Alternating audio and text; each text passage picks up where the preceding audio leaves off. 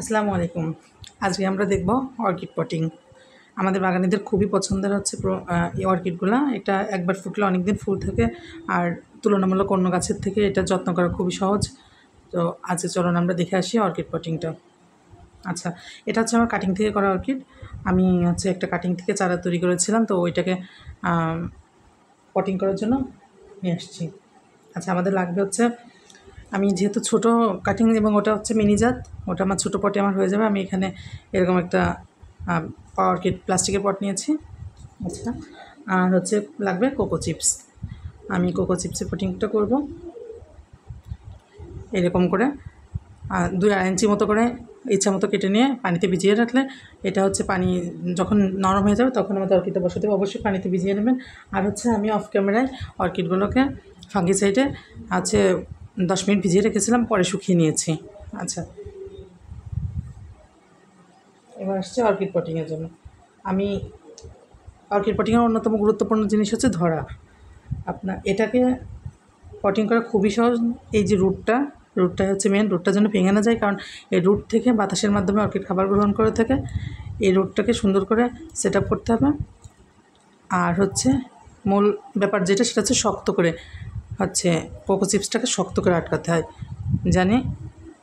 হ্যাঁ, এটা আমি এই এক্সট্রা অংশটা কেটে দিতে পারতাম, তাহলে হচ্ছে ফাঙ্গিসাইড যেহেতু বৃষ্টির সময় এখন আর আমি এই রিস্কটা নিচ্ছি না। যেরকম আছে এরকমই আমি এটাকে বসিয়ে দেবো, যেন রুটটা কোকো চিপসটাকে পাচ্ছে এরকম করে। আচ্ছা, এবার এটাকে সুইটেবল হয় যে চিপসটা, কোকো চিপসটা যেটা আপনার সেট করে করে দেখতে হবে, যেটা একটু সুইটেবল হয় সেটা ওর সঙ্গে দিয়ে তারপর আমাকে একটু শক্ত শক্ত করে পটের মধ্যে বসাতে হবে। আচ্ছা,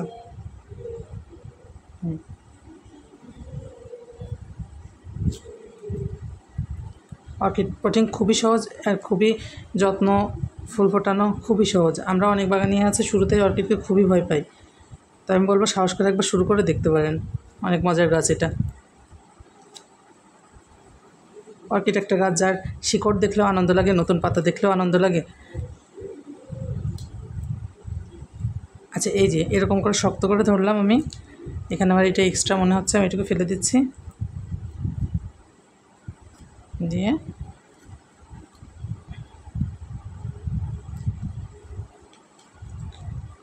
লক্ষ্য রাখতে হবে যেন রুটটা না ভাঙে। আমার শক্ত করে চেপে ধরার জন্য যদি রুটটা ভেঙে যায় তাহলে কিন্তু আমার আর কোনো ইয়ে থাকছে না।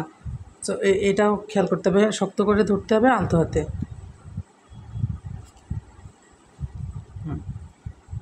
ঠিক আছে, আমি অর্কিড পটিংটা শিখেছিলাম নাহিদ ভাইয়ের কাছ থেকে, প্ল্যান্ট এক্সচেঞ্জের গ্রুপের নাহিদ ভাইয়ের কাছ থেকে শিখেছিলাম। আমাদের পুরানো বাগানিরা তাকে নিশ্চয়ই চিনবেন। আচ্ছা, এই যে আমার কিন্তু শক্ত করে ধরা হয়ে গিয়েছে, এটা দেখেন, ভালো করে দেখেন, রুটটা গোড়াটা খেয়াল করলেই বুঝতে পারবেন। এখান থেকে আমি আমি আমি যতটুকু বের করে রেখেছি, আমার এখান থেকে নতুন আবার কেকি বের হবে। হ্যাঁ, যখন গ্রো করবে তখন নতুন কেকি বের হবে। এই জন্য গোড়াটাকে আমার একটু ফাঁকা রাখতে হবে যেন নতুন কেকি বের হওয়ার সুযোগ পাই। পুরোটাই আমি ভেতরে দিয়ে দিই নারকেলের এই চিপসের ভেতরে, তাহলে হচ্ছে নতুন কেকি বের হতে অসুবিধা হবে। আচ্ছা, ঠিক আছে, আমি এবার এরকম করে বসিয়ে দেবো। পটের ভিতরে আমাকে শক্ত করে বসাতে হবে, এটা অ্যাসিওর করতে হবে যে আমার এটা যেন শক্ত হয়।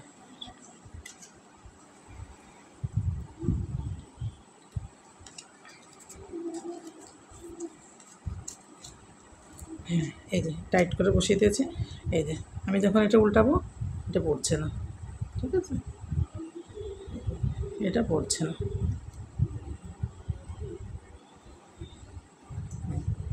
এবার আমি সাইডে যেহেতু কোকো চিপস এক্সট্রা আছে, আমি আরেকটু এক্সট্রা টাইটের জন্য আরও কয়েকটা কোকো চিপস এদিক থেকে চেপে দিচ্ছি।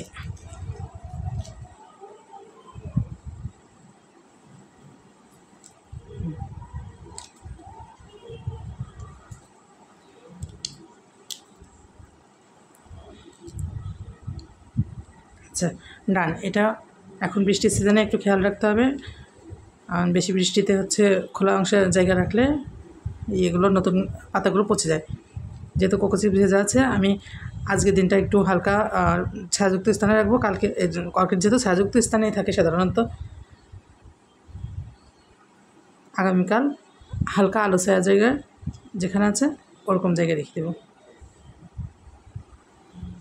আচ্ছা, তো এই তো শেষ। সবাই ভালো থাকবেন। আসসালামু আলাইকুম।